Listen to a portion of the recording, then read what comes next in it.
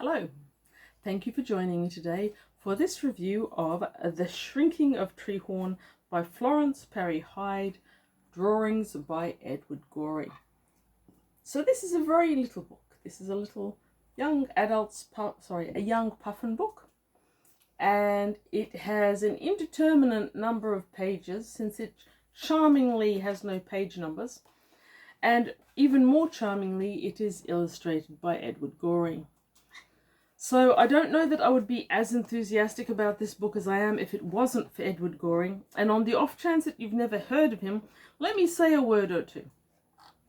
Edward Gorey was an American artist, but also a playwright, stage designer definitely, and author. He was a noted artist, but he also wrote his own books, and sometimes he wrote and illustrated his own books. He was also known for having books that were just illustration with no actual written word. Here, clearly, the author was Florence Parry Heide, of whom I have to admit I'd never heard until now.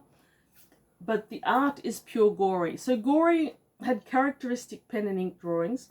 He did occasionally use colour, but a lot of them were black and white.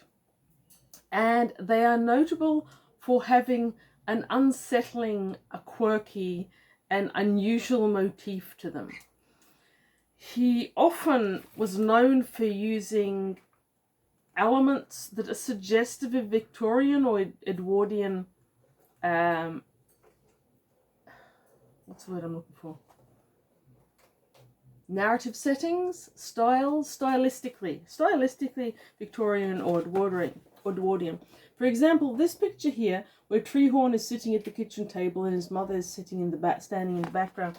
I don't know if my camera's focusing properly, but the way the mother is drawn and the whole setting has got that slightly old-time attitude, even though there's nothing in it here that you can point to as being antiquated. So Gorey has a career from 53 to 60, where he was working in the art department of Doubleday Anchor. I'm not sure, he was doing the illustrations for book covers.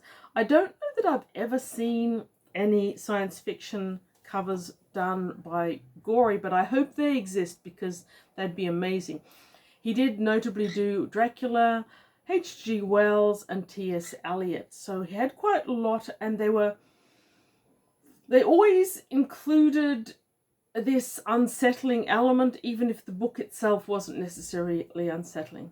Now, in his later life as a freelance artist, he produced cover illustrations and interior artwork for many children's books, and this apparently is one of them.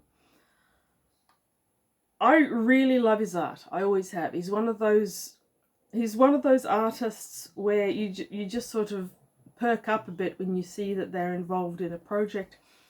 He is the sort of artist whose work I would buy sight unseen on the fact that he illustrated that. However, on this particular occasion, I didn't have to buy anything.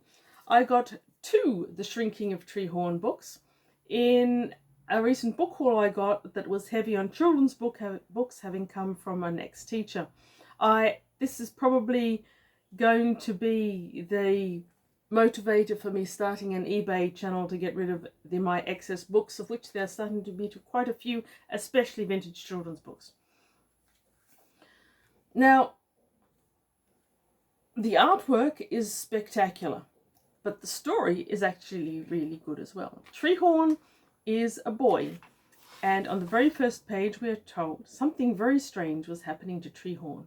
The first thing he noticed was that he couldn't reach the shelf in his closet that he had always been able to reach before, the one where he hid his candy bars and bubblegum. And this is our illustration. So it's very geometric and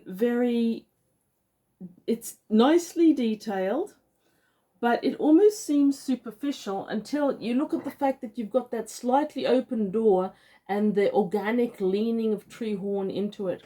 So with very little, you actually do an awful lot, and it is unsettling. So Treehorn then goes to his mother and says that all his clothes are too big and she isn't really paying attention because she's worried about something house related. He then goes to breakfast with his parents and tells them that he's shrinking because he can no longer reach the table.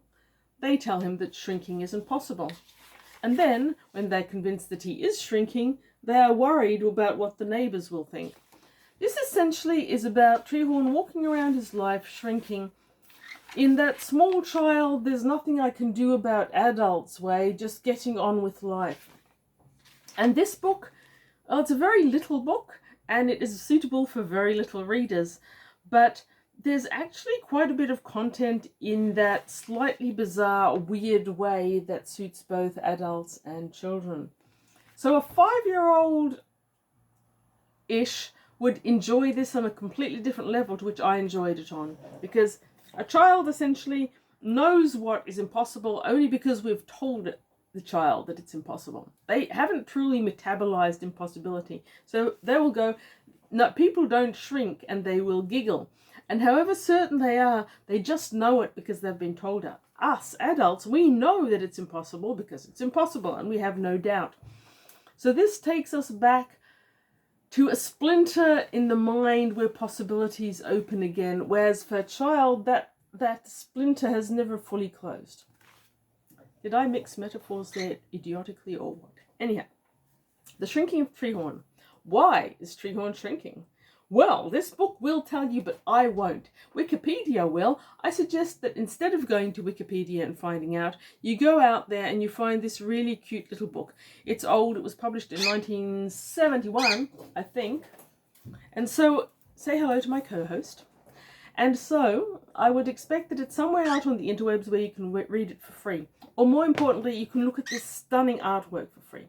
Now, Florence Parry Heide was apparently a fairly famous American author of children's books and did a lot of them. And, Bird, what do you want? Who knows? Who knows what he wants? Yeah, Florence Parry Heide. Well-known and accomplished author. Apparently, Treehorn were her most famous books, and there's 3 of them. I don't know what that says about their career, but the fact that they partnered with Edward Gorey will always leave a space for this book on my shelf. I might sell one, but I'm keeping the other. I'm going to leave you with a quotation from C.S. Lewis, and I hope it isn't a misquote, but it applies to this book as much as anything. A children's story that can only be enjoyed by children is not a good children's story in the slightest. I enjoyed this one considerably. It is a good children's story. I enjoyed it. I think most people probably would enjoy it, adult or child or otherwise, as a little bit of a palate cleanser in between more demanding books. Thank you for watching, and read good books.